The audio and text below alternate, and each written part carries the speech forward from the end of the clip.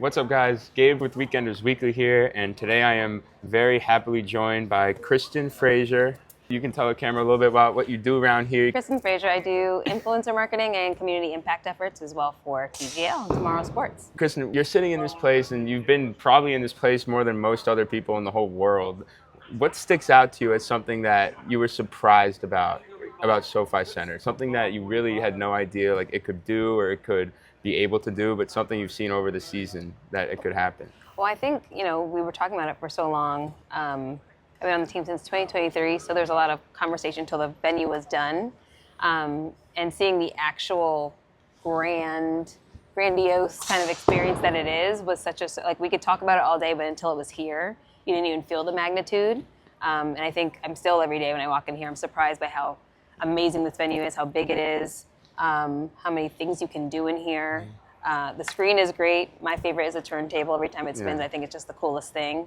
Anytime someone's on it and it's spinning, it blows my mind. But being able to bring people in here to experience it and then see their reactions has been a blast. That's my favorite part. One thing, just to come see it, I think it's cool how it's kind of almost unexpectedly become a place that people seem to enjoy just kind of being here. And what do you think kind of drives that to build a stadium and almost give it a heart in a way? Do you think it's like the people, or do you think it's like, something to do with golf itself?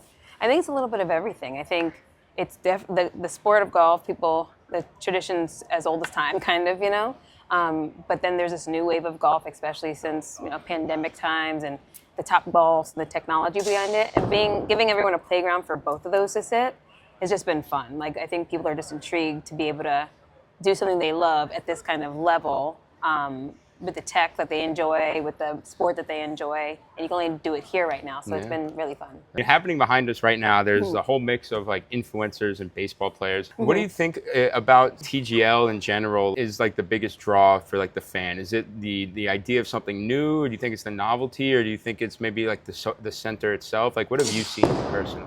I think it's honestly, I keep saying it's a mix of everything. It's really kind of a cool and unique blend.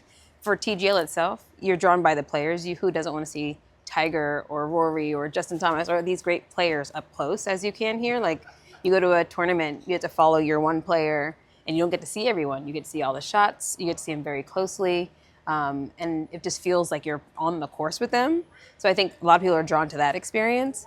But then the idea of being able to engage with the tech that's unique, that's an interesting thing for anybody, I think. Yeah, no, I mean, there's so much like proprietary stuff in here, and whether it's something as complicated as the robot camera or even as simple as like the lighting figuration, I feel like everything here was made to stand out and be a little unique. And as we were kind of saying, you've been involved in this for much longer than most other people. And what to you was the moment where you were like, wow, like this is really it? Was it match one? Was it the breaking ground on the stadium? Was it Tiger walking in and seeing it? What for you was like, wow, like this really is TGL and it's here for real? I think honestly, when the venue was ready, we had a smaller kind of testing lab that we were doing things, and everything's on a smaller level. But when you saw it, the first time I saw it at the level it's at, I was like, I cannot wait. I just kind of knew people were going to come in here and they're going to lose their minds. The players are going to come in here, they're going to have a blast. So I think once it was up and ready and we saw what we've been talking about for so long, that's when it hit me. And then that first match and just getting people in here and the engagement, the energy,